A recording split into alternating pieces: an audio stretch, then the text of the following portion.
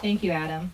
And we're fortunate here in North Carolina to not only have agencies like NCHFA supporting us, but public figures using their time, influence, and energy to create dignified and effective reentry pathways for formerly incarcerated people. And today we are joined by First Lady Anna Stein, whose own upbringing in rural America and then careers in public health and law have led to this dovetailing of common goals, ending the stigma around substance use disorder and mental health, and supporting reentry programs and rehabilitation programs. We are grateful to the First Lady for using her platform to elevate rural reentry needs and invite her now to share a few remarks.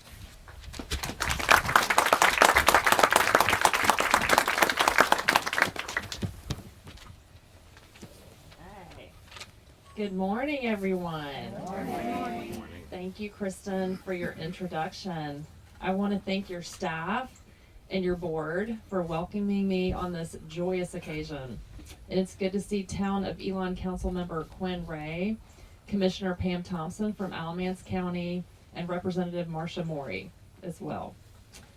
As your First Lady, one of my top priorities, the issue that I think about every day and that my team works on every day, is to improve reentry outcomes for people leaving incarceration in North Carolina.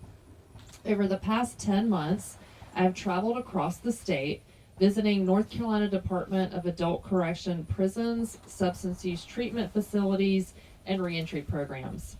I've spoken with the people who run those institutions and, most importantly, with the people that they are meant to serve. I've heard firsthand the anxiety about where people are going to live when they leave prison, and for women particularly, how they can take steps to be reunited with their children. That is why I am so happy to be here to celebrate the groundbreaking of Benevolence Farm's tiny home community.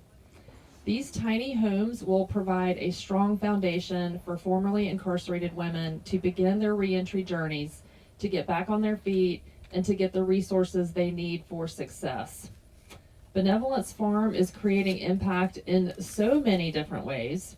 Not only does it provide transitional housing for women reentering after incarceration, it also provides job readiness, training, and employment and income through its farm program.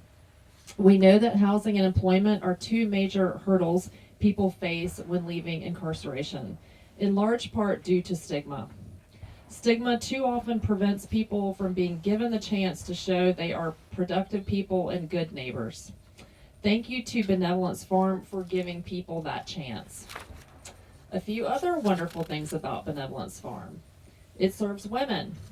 Not that we have sufficient programs to serve men reentering the community, but women have been especially underserved in the reentry space, and Benevolence Farm helps rectify that disparity. Benevolence Farm, unlike many other programs, serves people regardless of their conviction histories. We need every person leaving prison to be able to be successful, and as a society we expect that. But we place massive hurdles in people's way to get housing and get employment based on their conviction history. I applaud Benevolence Farm for serving all people. Benevolence Farm recognizes that its work needs to be guided by people with lived experience. It hires peers to lead programming. It prioritizes getting feedback from its participants and makes changes based on that feedback. And in fact, that's why we're here today, because of Deb. Benevolence Farm prioritizes building healthy families through its Bonding Families program. It recognizes that rebuilding family relationships is a vital part of reentry, just as vital as housing and jobs. Benevolence Farm supports policy advocacy work. Its focus is not just on providing services, but also on systemic policy change. In that way, the impact of Benevolence Farm is felt far beyond this beautiful property in Alamance County.